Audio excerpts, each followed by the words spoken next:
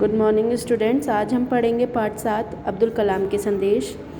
इस पाठ में हमारे पूर्व राष्ट्रपति डॉक्टर APJ अब्दुल कलाम जो कि हमारे देश की युवा पीढ़ी को संदेश दे रहे हैं कि वो अपनी असफलताओं पर विजय पाकर सफलता को प्राप्त करें तथा इस देश के लिए तथा देशवासियों के लिए ऐसे काम करें जिससे कि ये देश विकसित और विकासशील श्रेणी में आ जाए। कलाम जी का बच्चों के प्रति प्रगाढ़ प्रेम था, जिसकी वजह से वो सदैव बच्चों को संबोधित करते थे और उन्हें प्रेरित करते थे।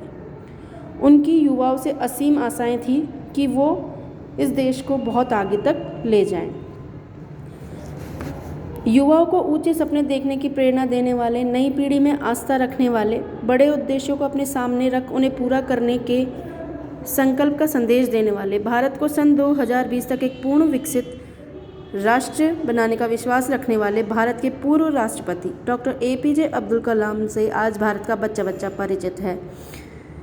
यानी कि जो हमारे राष्ट्रपति थे वो युवाओं को ऊंचे सपने देने की प्रेरणा देते थे, नई पीढ़ी में आस्था रखते थे तथा उद्देश्यों को अपने सामने रख उन्हें पूरा करने का संदेश देते थे। वो चाहते थे कि भारत सन 2020 तक एक पूर्ण विकसित राष्ट्र बन जाए। इसी को ध्यान में रखते हुए वो सोचते थे कि भारत का बच्चा बच्चा प्रेरित हो, आगे बढ़े। इसका कारण बच्चों के प्रति उनका प्रेम भाव था और इसी प्रेम भाव के कारण उन्हें विश्वास था कि उनका सपना भारत की भावी पीढ़ी ही पूरा कर सकती है। डॉक्टर APJ अब्दुल कलाम का जन्म 15 अक्टूबर 1931 को तमिलनाडु में रामेश्वर के पास हुआ था। इन्हें भारत के मिसाइल मैन का जनक कहा जाता है। ये ऐसे पहले वैज्ञानिक थे जिन्होंने भारत के राष्ट्रपति पद का भार संभाला। डॉक्टर APJ अब्दुल कलाम का जन्म 15 अक्टूबर 1931 को हुआ था तमिलनाडु में रामेश्वर के पास।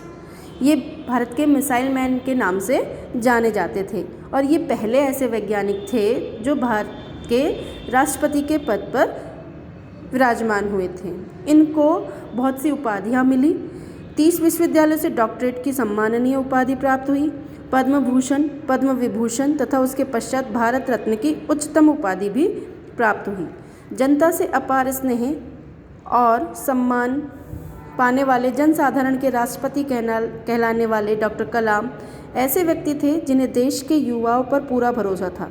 इसलिए अपनी रचना युवाओं के गीत में उन्होंने नई पीढ़ी को संबोधित करते हुए कहा कि युवाओं को हमेशा बड़े उद्देश्य रखने चाहिए। यानी कि इतनी उपाधियां प्राप्त करने के बाद भी वो जनता से बहुत अपार स्नेह और सम्मान पाने वाले राष्ट्रपति थे। उन्हें देश के युवाओं से पूरी उम्मीद थी कि वो एक बड़ा उद्देश्य अपने सामने रखे और उसे पूरा करे।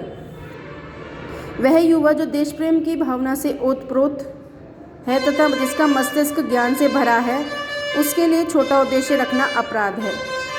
उनके अनुसार पृथ्वी का सबसे शक्तिशाली संसाधन है युवाओं का तेजस्वी मस्तिष्क। ऐसा संसाधन और कहीं नहीं, न पृथ्वी में, न पृथ्वी के ऊपर, न ही पृथ्वी के अंदर। यानी कि अपने उद्देश्य को प्राप्त करने के लिए सबसे शक्तिशाली संसाधन है मनुष्य का मस्तिष्क। यही कारण था कि उन्होंने कोई भी ऐसा अवसर नहीं चूका जब उन्हें बच्चों, किशोरों और युवाओं से सीधा संपर्क करने का अवसर मिला हो। यानी कि जब जब उन्हें मौका मिला जनता से बात करने का, बच्चों से बात करने का, उन्होंने उस मौके का फ़ायदा उठाया। युवाओं की सी स्फूर्ति रखने वाले, बालकों जैसा सरल मन रखने वाले डॉक्टर कलाम ने न केवल नई पीढ़ी को प्रेरित किया बल्कि उनसे अपने देश को पूर्ण विकसित राष्ट्र बनाने का प्रण भी लिया। यानी जब भी वो जनता से मिले उन्होंने बच्चों से प्रण लिया कि वो अपने देश को पूर्ण विकसित बनाएं। उन्होंने बच्चों को संदेश देते हुए कहा कि जीवन में कुछ भी असंभव नहीं है। यदि हम मन में निश्चय कर लें तो हम वे सारे काम भी सरलता से कर सकते हैं जो कठिन लगते हैं। यानी कि उनका मानना था कि अगर हम अपने मन में प्रण कर लें, ठान लें, तो हम कोई भी काम आसानी से कर सकते हैं। उन्होंने उदाहरण देते हुए कहा कि एक समय था जब मनुष्य उड़ने की कल्पना भर कर सकता था, पर राइट बंधुओं ने उड़ने का सपना देखा और उस सपने को साकार कर दिखाया। उनका मानना था कि अगर जब तक हम सपने देखेंगे नहीं तो हम उन्हें पूरा नहीं कर सकते। इसलिए हमें बड़े सपने देखने की आवश्यकता है। अगर हम सपने देखेंगे तो हम उन्हें पूरा करने की भी सोचेंगे। और वायुगतिकी के नियमों का सत्यापन किया। जिस तरह से राइट बंधुओं ने उड़ने का सपना देखा और उन्होंने अपने उड़ने के सपने को साकार किया हवाई जहाज का आविष्कार करके। वायुगतिकी के नियमों का सत्यापन हुआ, जिससे वायु की गति के नियमों का सत्यापन हुआ। इसके साथ ही उन्होंने एक भंवरे का उदाहरण देकर कहा कि यदि वायुगतिकी के नियमों को आधार बनाए तो शायद एक भंवरा कभी उड़ान भर ही नहीं सकता, क्योंकि भंवरे की जो आकार है वो इस तरह से है कि वो कभी भी वायु की गति के नियमों का पालन नहीं करता और उसके शरीर के आकार को देखकर लग ही नहीं सकता कि वो कभी उड़ भी सकता है। अपनी बनावट, आकार, भार आदि के आधार पर उसके लिए उड़ान भरना असंभव है, किंतु हर वैज्ञानिक नियमों से अनजान भंवरा उड़ान भर सकता है। अर्थात यदि हम भी चाहें तो हर काम कर सकते हैं। डॉक्टर अब्दुल कलाम के अनुसार ज्ञान जीवन पर्यंत पाया जा सकता है, यानी कि हम ज्ञान जन्म से लेकर मृत्यु तक पा सकते हैं। किसी न किसी से, किसी के भी द्वारा हम सीख सकते हैं। ज्ञान हमें महान बनाता है।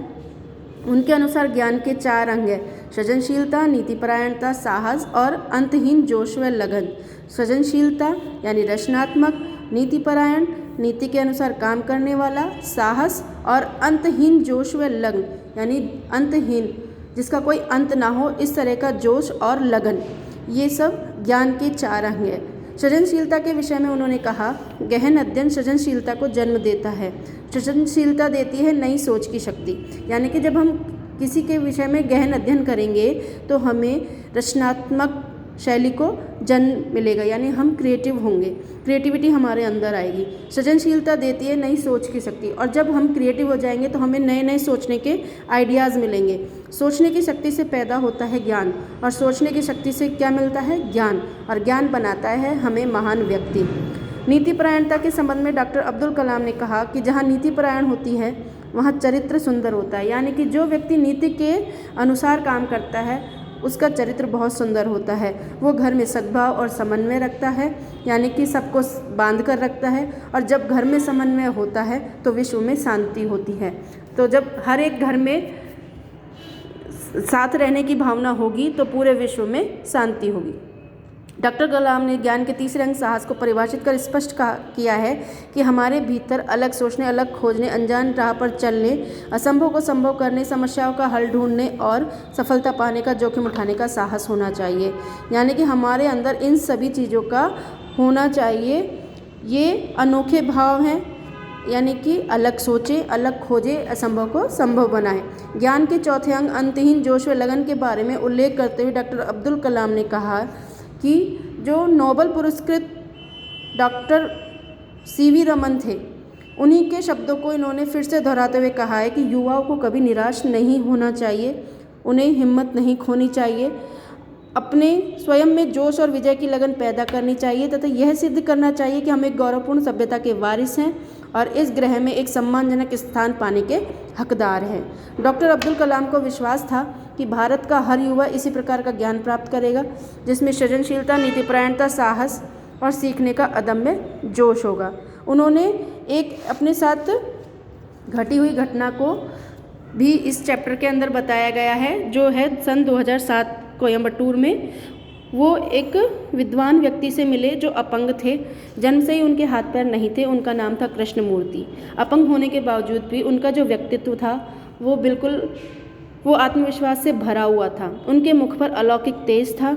वो जो व्यक्ति थे वो अपंग थे, लेकिन उनका जो गुण था संगीत का, वो शैली उनकी बहुत ही अच्छी थी। तो इस वजह से वो उनकी अक्षमता को उस शैली ने ख़त्म कर दिया। इस घटना के माध्यम से डॉक्टर कलाम ने यह संदेश दिया है कि जिस प्रकार उस व्यक्ति ने अपनी विशेष प्रतिभा को निखार कर अपनी शारीरिक अक्षमता तो हरा दिया, उसी तरह हमें अपनी असफलताओं, कठिनाइयों पर विजय प्राप्त कर सफलता प्राप्त करनी चाहिए। इस चैप्टर में कलाम जी कह रहे हैं कि हमें अपने व्यक्तित्व को दिव्य बनाना चाहिए, आत्मविश्वास के सहारे अपने आप को पूर्ण समर्थ बनाना चाहिए तथा हर समस्या को हराकर सफलता प्राप्त करनी चाहिए। यही हमारा उद्देश्य होना चाहिए। Thank you.